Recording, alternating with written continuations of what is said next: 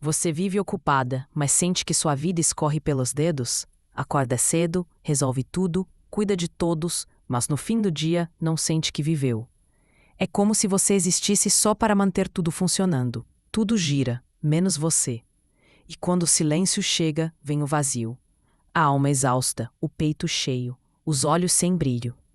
Você virou boa em dar conta, mas foi se perdendo no meio disso tudo. As pausas sumiram, os sonhos ficaram para depois, e a mulher que você era foi sendo deixada de lado por você mesma. As pessoas te veem, mas não te enxergam. Só enxergam o que você faz, e você segue, porque é mais fácil seguir do que parar. Mais fácil funcionar do que sentir.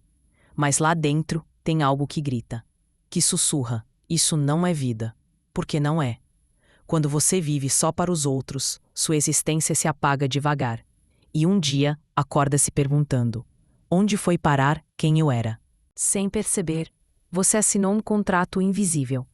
Um acordo silencioso para sempre estar disponível. Ser forte, dizer sim, cuidar de tudo. Ninguém te entregou esse papel, mas você assumiu como se fosse parte do ser mulher. Se tornou a central de comando da casa, da família, do trabalho.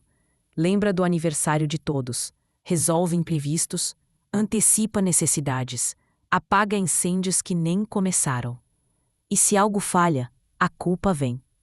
Porque no fundo, acredita que tudo depende de você. Esse contrato cobra presença absoluta, perfeição disfarçada, e te faz acreditar que parar é egoísmo.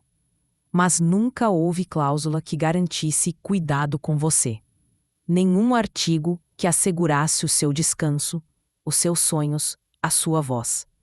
Você trabalha incansavelmente por todos e esquece que também merece existir. E o mais cruel é que ninguém agradece, porque todo esse esforço virou invisível, como se fosse sua obrigação, como se você tivesse escolhido se anular. Em algum momento, chega a hora de pedir demissão. Não do trabalho, mas da função que te rouba de si mesma. A função de salvadora, de perfeita, de incansável. É uma demissão simbólica, silenciosa, mas essencial. Você percebe que não quer mais ocupar esse lugar onde tudo depende de você. Onde o reconhecimento nunca vem, mas a cobrança nunca falha. Demitir-se não é desistir. É recuperar seu nome. É deixar de ser apenas mãe de, esposa de, a que resolve tudo. E voltar a ser você. É dizer: eu não dou conta de tudo, e tudo bem. É dizer não sem se culpar. É parar de girar para manter o mundo dos outros em equilíbrio enquanto o seu desmorona por dentro. Essa demissão é um ato de coragem. É o início do retorno. Porque só quando você abandona os papéis que te engoliram, começa a lembrar da mulher que existia antes deles. Você aprendeu cedo que ser amada vinha com uma condição: não decepcionar. Desde então, vive tentando atender expectativas. Muitas vezes, nem sabe de quem. Se doa além do que pode, diz sim com um nó na garganta. Sorri mesmo quando tudo em você grita por pausa. Porque decepcionar virou o pior dos medos. Como se bastasse um deslize para não merecer mais amor, respeito ou pertencimento. Esse medo te aprisiona. Faz você viver pelos outros, tentando ser o que esperam. Mas cada vez que escolhe agradar para evitar a rejeição, você se afasta de si. E quanto mais se afasta, mais o vazio cresce. Porque ser aceita por quem você não é também dói. Dói em silêncio, dói fundo. E você percebe. Viver para não decepcionar os outros é um caminho certo para decepcionar a si mesma. E talvez a verdadeira liberdade esteja em aceitar que você não veio ao mundo para caber, mas para ser inteira. Chega um ponto em que você precisa retomar o comando, voltar a ser CEO de si mesma. Não no sentido corporativo, mas no sentido mais sagrado de liderança. Liderar sua própria vida, decidir o que fica, o que sai, o que te nutre e o que te consome.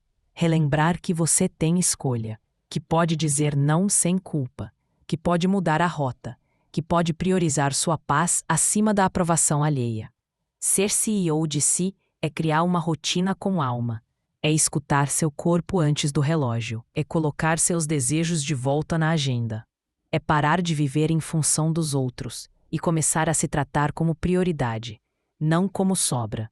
Porque enquanto você for funcionária da vida dos outros, sua alma seguirá em burnout. Mas quando retoma seu lugar no centro, algo muda. Você se levanta diferente, com mais clareza, mais presença, mais verdade.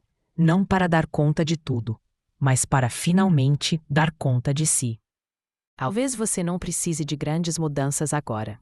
Talvez tudo comece com um sopro, um instante de pausa, um gesto de cuidado, um reencontro silencioso com você mesma.